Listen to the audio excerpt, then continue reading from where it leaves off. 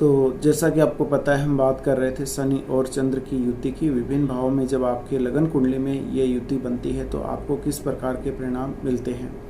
अब बारी आती है आपके लिए 11th हाउस की। अब तक हम 10th हाउस तक की बात कर चुके हैं पिछले वीडियोस में, और 11th हाउस में जब आपके लिए ये युति बनती है तो आपको क्या परिणाम मिलेगी।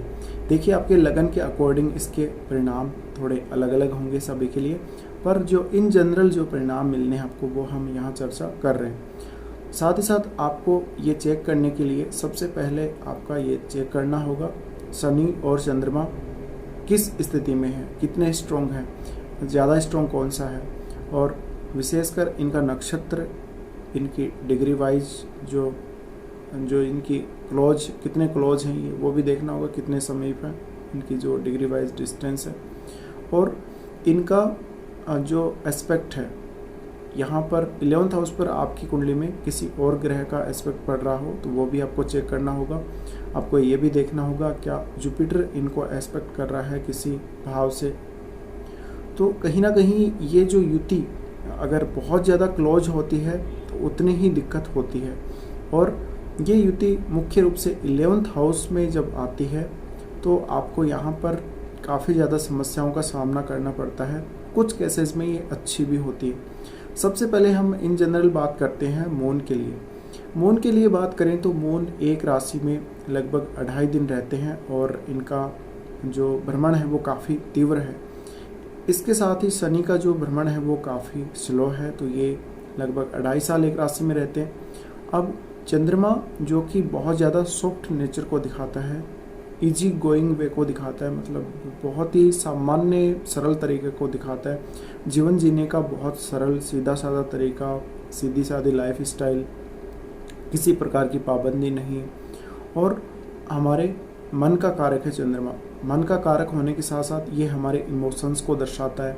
ये हमारे मन में हम क्या सोच रहे हैं वो हम चंद्रमा से ही बता सकते हैं। तो किसी भी काम को हम जब करते हैं तो पहले उसके बारे में हम सोचते हैं, विचार करते हैं, समझते हैं, उसके बाद हम निर्णय लेते हैं, और उसके बाद हम कोई काम को अंजाम देते हैं। ऐसी स्थिति में चंद्रमा है वो हमारे लिए बहुत ही इम्पोर्टेंट हो जाता है, क्योंकि चंद्रमा का सीधा संबंध हमारे मन से है, और हमारा मन है वो बार बार बदलता भी रहता है। तो चंद्रमा के हिसाब से ही हमारा मन है वो भी परिवर्तित होता रहता है। तो हमारी इच्छाएं, कभी कुछ इच्छाएं होंगी, कभी इच्छाएं बदल जाएंगी। तो इस वजह से हमारे चंद्रमा की वजह से ही मन की जो इच्छाएं हैं या मन की जो भावनाएं हैं उनमें बदलाव आता है। चंद्रमा दिखाता है आपकी जो कल्पना शक्ति है, आपकी इमेजिनेटिव पावर है वो कैसी है, और चंद्रमा रिप्रेजेंट करता है आपकी दार्शनिक सोच को, आपकी दार्शनिक सोच कैसी है, आपका जो नेचर है वो इन जनरल कैसा है। तो चंद्रमा माता जी का कारक है, और ये बहुत ज़्यादा सॉफ्ट प्लैनेट होने की वजह से, बहुत ज़्यादा फास्ट होने की वजह से चेंज बहुत जल्दी होता है, चेंज बहुत जल्दी करता भी है, और ये प्रभावित भी दूसरे ग्रह से बहुत जल्दी ही हो जाता है। अब शनि और चंद्र की अगर देखा जाए तो दोनों का आपस में ये शत्रुता का संबंध है, और इसको हम विषदोष या फिर पुनर्फु योग बोलते हैं। ऐसे केस में जातक नेगेटिविटी से बहुत जल्दी प्रभावित होता है, और मोस्ट ऑफ केसेस में आपको देखने को मिलेगा जब शनि और चंद्र की युति होगी तो वहाँ पर कहीं ना कहीं शनि से चंद्रमा ही ज़्यादा दबा हुआ मिलेगा। यानी शनि चंद्रमा को अपने प्रभाव में पूरी तरह से रखता है। अब चंद्रमा ऐसा नहीं है कि चंद्रमा यहाँ पर ऐसा कमज़ोर ग्रह है जो शनि से दब जाएगा, पर हम कह सकते हैं बहुत ज़्यादा सॉफ्ट है, और ये कई बार जब स्ट्रॉन्ग नहीं होगा आपकी कुंडली में किसी भी भाव में शनि के साथ तो वहाँ ज़्यादा दिक्कत होती है, अदरवाइज ठीक ठाक ही रहता है। अब ये जो विष दोष बनता है इसमें हमें डराया जाता है बहुत बार कि ये हो जाएगा वो हो जाएगा। हाँ, मुश्किलें ज़रूर आती हैं, पर अगर ये दोनों ही ग्रह अच्छी स्थिति में बैठे हों और कंजक्शन इनका जो बन रहा है डिग्री वाइज थोड़े ये दूर दूर हों तो ठीक ठाक ही रहता है, इतनी ज़्यादा प्रॉब्लम तो नहीं आती है। पर डिले ज़रूर होता है, डिले होता है और डिसीजन लेने में परेशानियां ज़रूर आती हैं। अब शनि की जहाँ तक बात करें तो शनि बहुत ही स्लो चलने वाला है।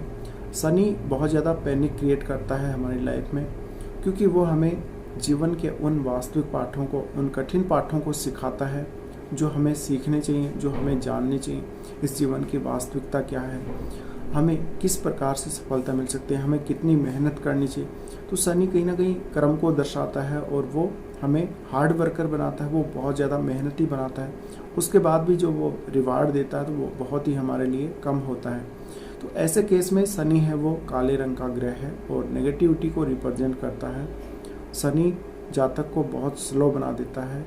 और शनि चंद्र की युति इन जनरल किसी भी हाउस में आपके हो तो हम कह सकते हैं कि माता जी से संबंध खराब रहेंगे, या आपकी फैमिली ने पहले बहुत ज़्यादा स्ट्रगल किया हो और माता जी की सेहत आपकी जन्म के बाद ज़्यादा ख़राब हो गई या पहले से ही ख़राब थी, और आपकी माता जी हैं वो एक तरह से कुछ नेगेटिव विचारों से घिरी हुई हो सकती हैं।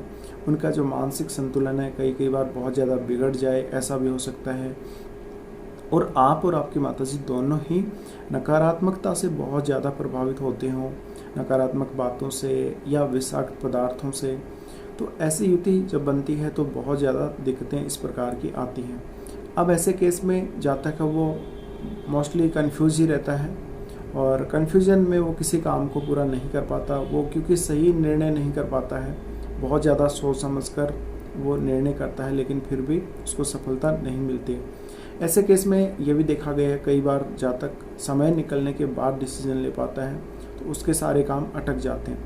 अब शनि है वो लिमिटेशंस में बांध देता है और चंद्रमा है वो ऐसा ग्रह नहीं है कि वो लिमिटेशंस में रहे। तो अगर किसी भी भाव में आपकी शनि चंद्र की युति है और वहाँ पर अगर शनि ज़्यादा पावरफुल हो गया तो चंद्रमा उसके नीचे दबकर ही काम करेगा, मतलब उसके अंडर में ही काम करेगा। ऐसी स्थिति में आपके इमोशंस खो जाते हैं, आपकी भावनाएं जो आपके मन में है वो बाहर नहीं आ पाती हैं और आप हो सकता है एकांत में बहुत सारे बार विचार करें आप इस बारे में। तो ऐसे केस में आपकी सुनने वाला कोई होता नहीं है कई बार और आप खुद ही विचार करते हैं, खुद अपने बारे में खुद ही सोचते हैं, निर्णय लेते हैं। साथ ही साथ ऐसे केस में जब शनि चंद्र की युति होती है तो व्यक्ति अंतर्मुखी ज़्यादा देखा गया है बहिर्मुखी होने की तुलना में, अगर शनि ज़्यादा स्ट्रॉन्ग है तो। और वैसे भी अगर शनि थोड़ा बहुत कमज़ोर हुआ तो भी अंतर्मुखी ही व्यक्ति ज़्यादा होता है। ऐसे लोग बहुत ज़्यादा सोशली कनेक्ट नहीं होते हैं और इनका जो डिसीजन लेने का तरीका या जो लाइफ में आगे बढ़ने का तरीका है वो भी कुछ ऐसा ही होता है, ये खुद के अकॉर्डिंग ही चलते हैं। पर क्योंकि यहाँ पर चंद्रमा बहुत ज़्यादा प्रभावित हो जाता है शनि से, इसलिए वो लिमिटेशंस में आ जाता है। तब आप अपनी भावनाओं को, आप अपने मन के विचारों को बहुत सीमित लोगों को ही शेयर करते हैं। आप हर किसी को अपनी बातें नहीं बताते, आप बहुत ज़्यादा सीक्रेट रखते हैं, बातों को छुपा कर रखते हैं, मन की भावनाओं को बहुत ज़्यादा छुपाते हैं और आपके मन में ऐसे ऐसे विचार आपके रखे हुए रहेंगे जो आप किसी को शेयर कर नहीं सकते या कुछ केसेस में आपकी सुनने वाला कोई है नहीं। तो ऐसी स्थिति में जब शनि चंद्र की युति जब भी बनती है तो जातक को विशेषकर नकारात्मकता से दूर रहना चाहिए, उसको काफ़ी पॉजिटिव सोचना चाहिए।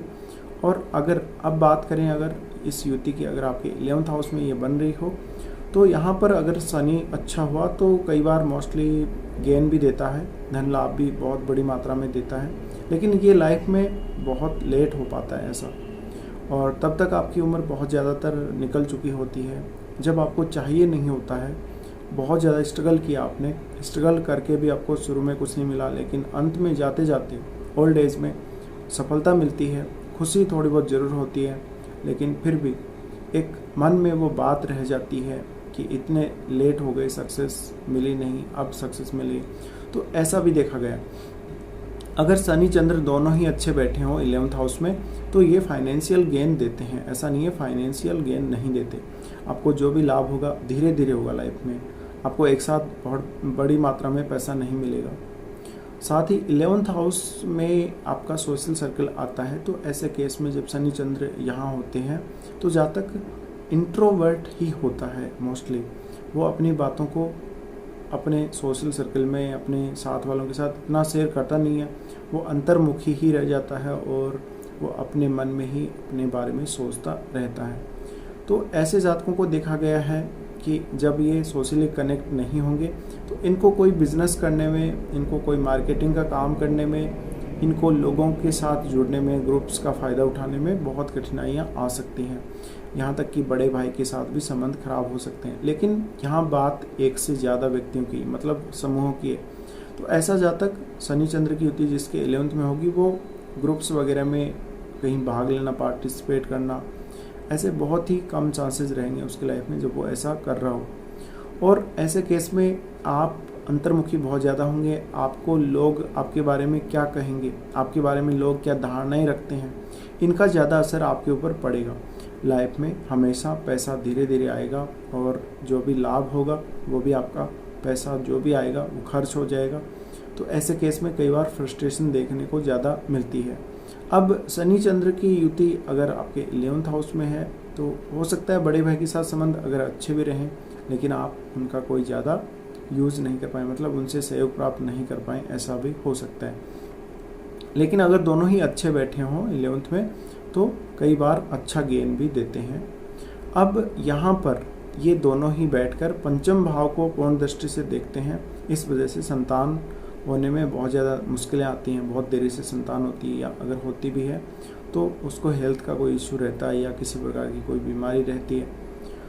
और यहाँ पर पंचम भाव में आपकी क्रिएटिव स्किल्स हैं, तो आपको कोई क्रिएटिव स्किल के फील्ड में जाना है तो बहुत लेट हो जाएगी। आपके प्रेम संबंधों में आपको सफलता नहीं मिलेगी और आपकी बुद्धि भी पंचम भाव ही रिप्रेजेंट करता है, तो कहीं ना कहीं बुद्धि पर ब्रेक सा लग जाता है। लेकिन ये सही भी, आप बहुत ज़्यादा मैच्योर होने के बाद, बहुत ज़्यादा सोचने के बाद, एक मैच्योरिटी आने के बाद आप फैसला लेते हैं, तो वो फैसला कहीं ना कहीं पहले लिए गए फैसले की तुलना में ज़्यादा अच्छा साबित हो सकता है आपके लिए।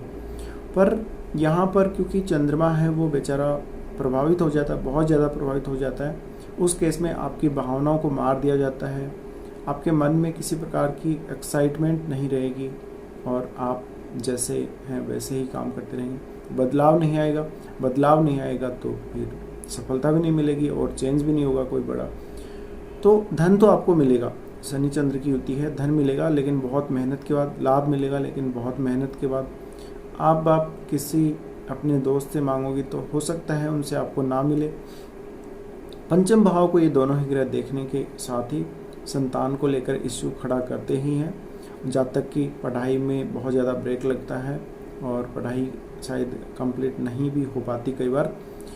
ऐसे केस में जब शनि चंद्र आपके 11th में बैठे हों तो आपको शेयर मार्केट, जुआ, सट्टा, लॉटरी वगैरह इन सब कार्यों से थोड़ा दूर ही रहना चाहिए, क्योंकि आप इनमें लॉस कर सकते हैं, बहुत पैसा आप अपना खो सकते हैं, ऐसी संभावनाएं बनती हैं। साथ ही साथ ये जो युति है आपके 11th हाउस की युति शनि चंद्र की, ये आपको एक अलग इमेज देती है, ये आपको रिजर्व नेचर देती है। आप हालांकि काफ़ी चिंतित होते हैं, लोग आपके बारे में जो धारणाएं रखते हैं उनके बारे में सोचकर, लेकिन फिर भी आप बहुत सारे लोगों के सामने जाकर कुछ बात नहीं बोलना चाहते और कहीं ना कहीं अपने ही धुन में रहने की कोशिश करते हैं। तो ये ऐसा योग होता है। साथ ही आपको अगर यहाँ पर चंद्रमा स्ट्रॉन्ग है तो कुछ ज़्यादा लाभ हो सकता है, अदरवाइज़ नहीं होगा। और जैसा आपका चलना है लाइफ वैसा ही चलेगा। लेकिन यहाँ पर शनि चंद्र होते हुए ये लाभ प्राप्त करने में पसीने छुड़ा देते हैं, बहुत ज़्यादा मेहनत करवाते हैं। और इनका जो नेचर होता है, शनि जैसे ग्रह का नेचर तो आपको पता ही है, बहुत ही हार्ड और स्ट्रिक्ट नेचर होता है। इस वजह से आपके ऊपर पाबंदियाँ भी काफ़ी रहती हैं। तो ये ऐसा समय होता है शनि चंद्र की युति जब आपके 11th में हो, तो कहीं ना कहीं आप ग्रुप्स से दूर ही रहते हैं, अकेले रहना ज़्यादा पसंद करते हैं, प्रेम संबंधों में कोई इंटरेस्ट नहीं होता या मोह भंग हो जाता है। तो कुछ इस प्रकार के परिणाम मिलते हैं आपको जब आपके 11th हाउस में इन दोनों ग्रहों की युति बन रही हो। फिलहाल